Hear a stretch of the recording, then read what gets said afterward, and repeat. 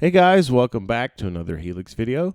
I had someone in the comments ask me about gaps between switching presets on the Helix, what that means, and maybe ways to work around that. The Snapshot feature in Helix works really great for that, by the way, and we're going to cover that in this video.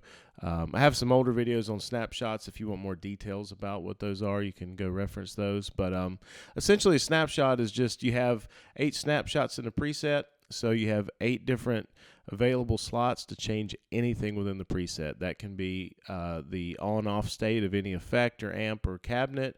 It can be any parameter change. You can have your amp set to a clean setting or a dirty setting on different snapshots.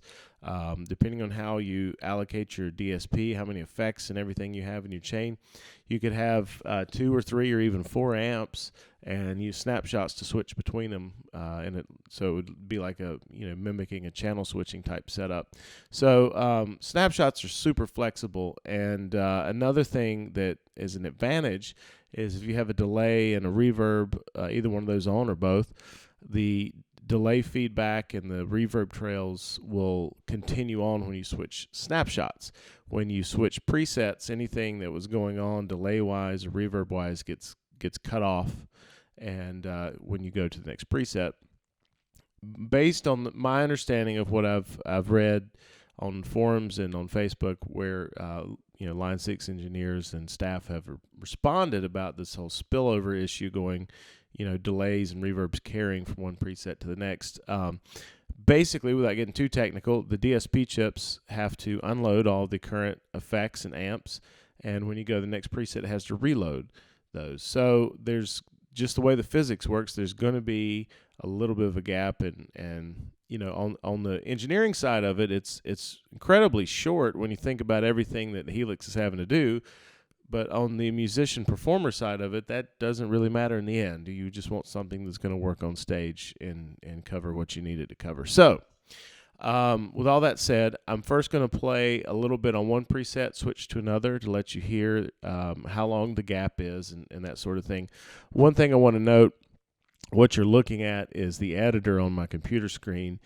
It refreshes much slower than the actual Helix unit, so you'll hear the next preset before you see it pop up on the screen. So don't worry about how long it takes the screen to refresh. But the thing to listen for is, like I said, how long it takes to switch, and then you'll hear the delay, basically the delay feedback or the number of delays are going to cut off when I switch. And then we'll come back and we'll do a little example with some snapshots to kind of get around that problem. So here we go.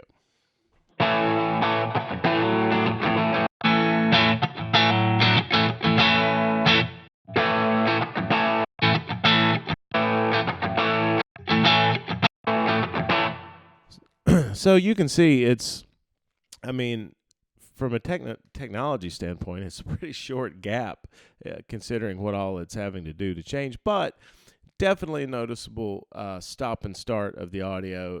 If you're in a song, you would really have to plan your patch change for it to not be noticeable.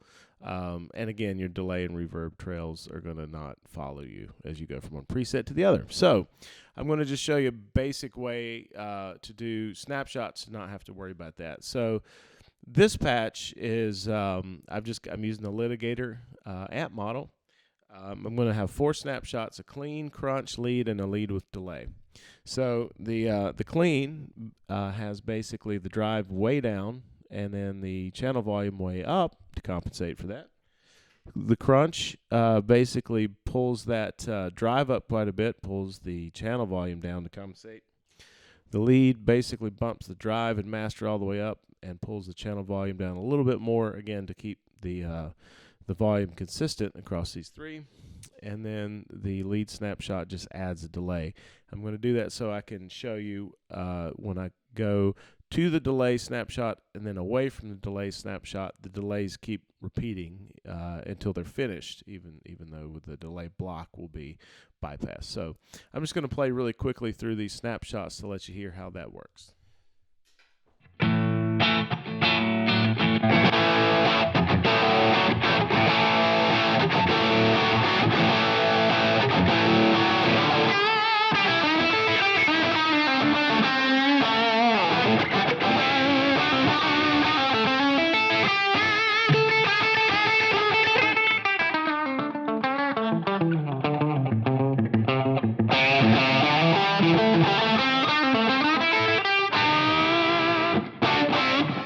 So you can hear it's instantaneous, the delay. The delay keeps, let me run the repeats, the feedback way up, just so you can hear a very clear example of this.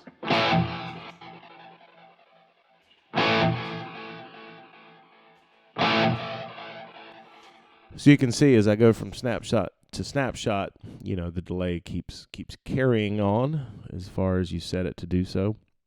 So, this is just a real quick video to show you what can be done. The way that you kind of define snapshots is, so if I'm on, snapshot 1, the way you do it, you go to controller assign for whatever you want to control. You choose the parameter, in this case, the drive parameter, and I have selected snapshots. So what that means is, basically, right now it's set to 2.5. The crunch is set to 6.7. If I wanted it to be set to 7.8, I just save it.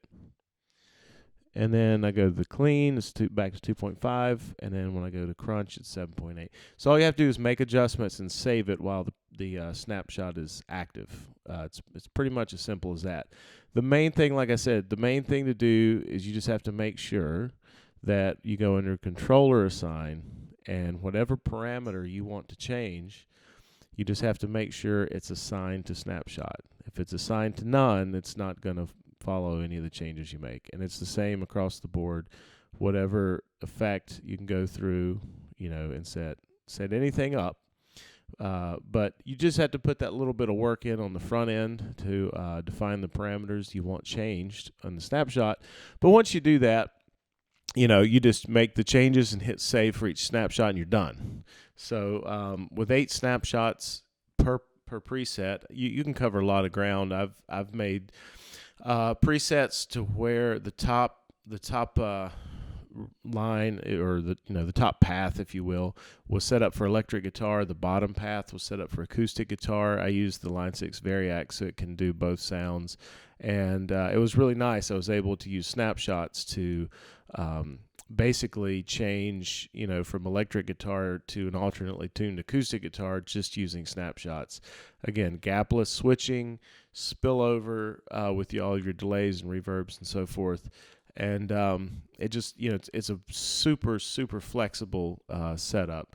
And so any of you guys out there that haven't, that are still on different platforms, whether it be a Line 6 platform or otherwise, almost every device on the market has some kind of, going from preset to preset, has some kind of gap in the switching. So this snapshot feature is a really great way to get around that. There are some other things on the market that do, like Fractal has scenes, which is similar to snapshots. There's some other companies that have a similar approach, but I've just found snapshots to be super flexible and just they solve a ton of problems for doing gigs and covering songs where you need to have a lot of different sounds, but without tap dancing and going from preset to preset and worrying about gaps and spillover and all that sort of stuff. So anyway, I hope this was helpful. Let me know if you have any questions about it. And like I said, snapshots are really simple to set up. But if you have any troubles, let me know. I'll be glad to answer any questions I can. As always, please like, subscribe, comment, share, all that good stuff, and we'll catch you next time.